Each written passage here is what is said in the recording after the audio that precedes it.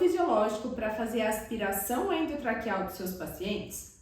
Se a sua resposta for sim, eu já vou te pedir, por favor, pare de fazer isso. Fica aqui comigo nesse vídeo que eu vou te dar 3 motivos para não instilar mais soro fisiológico na hora de aspirar o seu paciente que está entubado.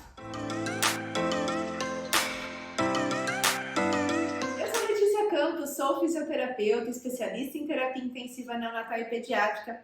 Aqui nesse canal a gente conversa muito sobre fisio neonatal, fisiopediátrica, fisiologia, ventilação mecânica. Se você ainda não está inscrito aqui, por favor, aproveite para se inscrever, já ativa as notificações. Nós temos aulas novas toda semana. Toda segunda-feira tem live semanal, aula ao vivo aqui com vocês, que fica disponível por somente 72 horas. Por isso que você talvez não encontre nenhuma dessas lives aqui quando você estiver assistindo esse vídeo. Então aproveite para assistir sempre na segunda-feira às 18h30 para não perder nenhum conteúdo. E além das lives, nós temos também vídeos, temos shorts que sempre são publicados aqui no canal. Mas vamos ao tema do vídeo de hoje. Eu vim aqui, como prometido no título do vídeo, te dar pelo menos 3 motivos para não instilar mais soro fisiológico na hora de fazer a aspiração endotraqueal do seu paciente.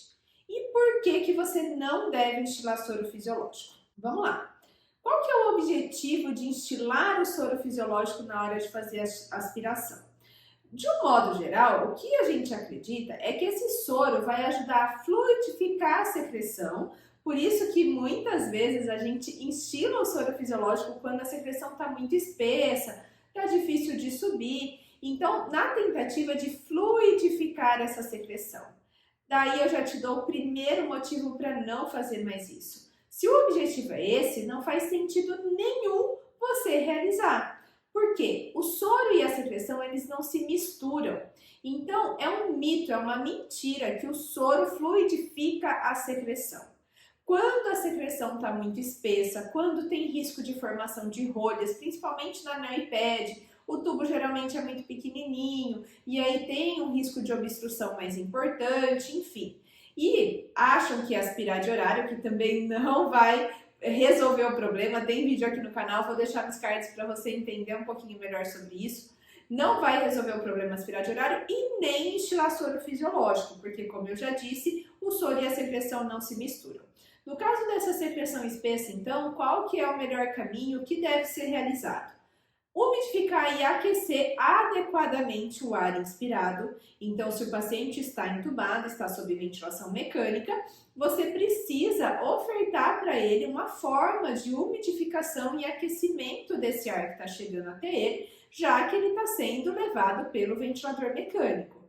Existem várias formas, também tem vídeo aqui no canal falando sobre isso. A gente tem umidificação passiva, que é mais utilizada nos adultos, umidificação ativa, que é mais utilizada nos neonatos e nas crianças.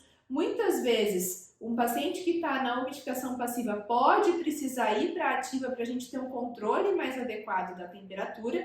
E mesmo naqueles que estão em umidificação ativa, tem que se atentar sempre à temperatura que está sendo ajustada, porque muitas vezes não chega na temperatura adequada, não aquece adequadamente esse ar inspirado e o paciente acaba ficando com secreção mais espessa mesmo.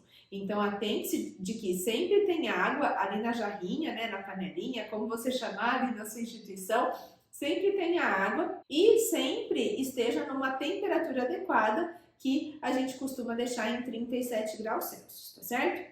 Então, o primeiro motivo para instilar soro é que ele não vai fluidificar a secreção. Além de aquecer e umidificar adequadamente esse ar inspirado, um outro ponto bastante importante para essa secreção não ficar espessa é que o paciente esteja bem hidratado.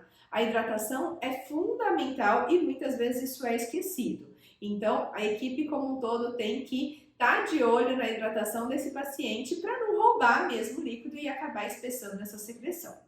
Então, primeiro motivo para você não instilar mais soro fisiológico durante a aspiração é esse. O soro não vai fluidificar a secreção, para isso você precisa aquecer e umidificar adequadamente o ar inspirado, além de fazer uma boa hidratação desse paciente. Segundo ponto importante, não é que não vai ter efeito, então tudo bem, eu só não vou ter o efeito, mas mesmo assim eu vou tentar. Além de não ter efeito, de não ter eficácia, essa instilação de soro fisiológico também está associada a muitas complicações.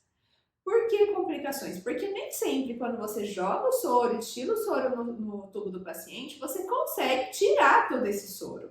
Então está associado à hipoxemia, está associado também à atelectasia, colapamento alveolar, arritmias, traumas, entre outras complicações. Então não é simplesmente, tá tudo bem. Não está tudo bem, não resolve o problema e ainda causa consequências sérias para o nosso paciente. E aí, por si só, a gente já pensa em não fazer essa instilação de soro fisiológico.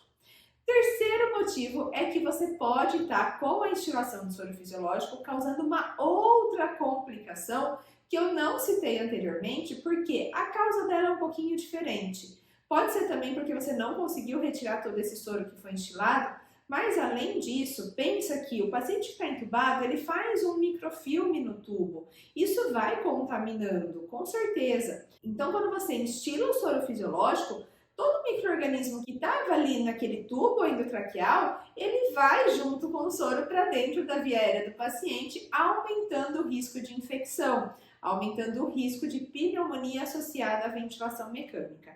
Então, mais uma complicação bastante importante, mais um motivo para você não instilar soro fisiológico durante a aspiração, tudo bem? Lembrando que a aspiração não deve ser realizada de horário, somente quando tiver uma indicação muito clara, porque o procedimento de aspiração por si só está associado a muitas complicações. Então, eu espero que você tenha compreendido esses 3 motivos que eu te dei para não ficar instilando soro na hora de fazer a aspiração do tubo do paciente. E aqui eu tô falando de aspiração endotraqueal, tá, pessoal? É diferente de aspiração de vias aéreas superiores, que aí muitas vezes a gente coloca um sorinho para poder deslizar melhor a sonda e não tem essas complicações associadas, como eu já mencionei para vocês.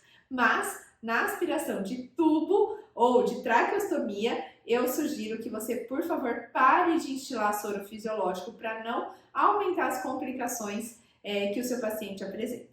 Se você gostou desse vídeo, deixa aqui o seu like, assim você ajuda o nosso canal a crescer e eu te vejo na próxima semana no próximo vídeo. Até mais!